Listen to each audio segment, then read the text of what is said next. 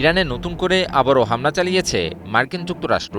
রাতভর পাল্টাপাল্টি হামলার পর দিনের বেলাতেও ইরানের উপকূলীয় এলাকায় হামলা চালায় মার্কিন বাহিনী। বরাবরের মতো এবারের লক্ষ্য ছিল ইরানের সামরিক সক্ষমতাকে দুর্বল করে দেওয়া। তবে মার্কিন হামলার জবাবে কঠোর প্রতিশোধ নেওয়ার হুঁশিয়ারি দিয়েছে ইরানের সামরিক বাহিনী। প্রশ্ন হল, যুক্তরাষ্ট্র ইরান এই পাল্টাপাল্টি সংঘাত কি শেষ হবে নাকি এভাবে চলতেই থাকবে?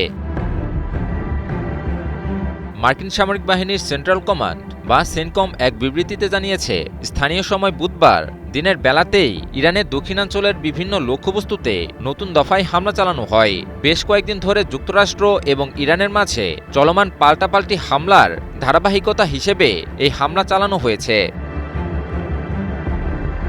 সামাজিক যোগাযোগ মাধ্যম এক্সে এক পোস্টে মার্কিন সামরিক বাহিনী জানায়, হরমুজ প্রণালীতে বাণিজ্যিক জাহাজ আক্রমণের জন্য ইরানি বাহিনী যে সামরিক সক্ষমতা ব্যবহার করে, এই হামলাগুলোর উদ্দেশ্য হল তাদের সক্ষমতা আরও হ্রাস করা। কাতার ভিত্তিক সংবাদ মাধ্যম আল জাজিরা এক প্রতিবেদনে তুলে ধরে এ খবর।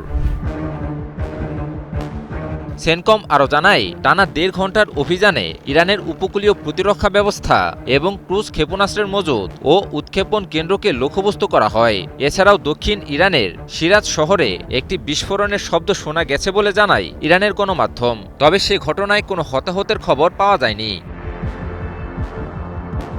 নতুন দফায় ইরানে হামলার বিষয়ে দেশটির সামরিক বাহিনী কঠোর হুঁশিয়ারিতে জানিয়েছে, ইরানে মার্কিন আগ্রাসন বিনা জবাবে ছেড়ে দেওয়া হবে না। একই সাথে সংঘাতের মূল কেন্দ্রবিন্দু হরমুজ প্রণালীতেও কঠোর বিধিনিষেধ জারি রাখার ঘোষণা দেওয়া হয়েছে। এর আগেও রাতভর পাল্টাপাল্টি সংঘর্ষে জড়ায় যুক্তরাষ্ট্র এবং ইরান। এ সংঘর্ষে ব্যাপক ক্ষয়ক্ষতির চিত্র উঠে আসে বিভিন্ন প্রতিবেদনে। সংবাদ মাধ্যম আল জাজিরা জানিয়েছে, ইরানের সর্বশেষ মার্কিন হামলায় অন্তত ২৬০ জনেরও বেশি মানুষ আহত হয়েছেন এবং ৩০ জনেরও বেশি বেসামরিক মানুষ নিহত হয়েছেন। এছাড়াও ইরানের সেনাবাহিনীর ৭ জন সদস্যও নিহতের খবর তুলে ধরা হয়। এই ভয়াবহ হামলার পরপরই সরব হয়ে ওঠে ইরানের সামরিক বাহিনী এবং দ্রুতই যুক্তরাষ্ট্রের বিরুদ্ধে পাল্টা অভিযান শুরু করে। পাল্টা অভিযানে মধ্যপ্রাচ্যের বিভিন্ন দেশে অবস্থিত যুক্তরাষ্ট্রের ঘাঁটিগুলোকেই লক্ষ্যবস্তু করে ইরানের সামরিক বাহিনী। ইরানের সামরিক বাহিনী দাবি করেছে, তারা বাহরাইনে মার্কিন ৫ম নৌবহরের কমান্ড সেন্টার, সহায়ক স্থাপনা এবং জ্বালানি ট্যাঙ্ক ধ্বংস করে দিয়েছে। একই সাথে কুয়েতের মিনা আবদুল্লাহতে অবস্থিত একটি প্রধান মার্কিন সামরিক রসদ কেন্দ্রেও হামলা চালিয়েছে। এদিকে ইরানের বিরুদ্ধে চাপ অব্যাহত রেখেছে মার্কিন যুক্তরাষ্ট্র।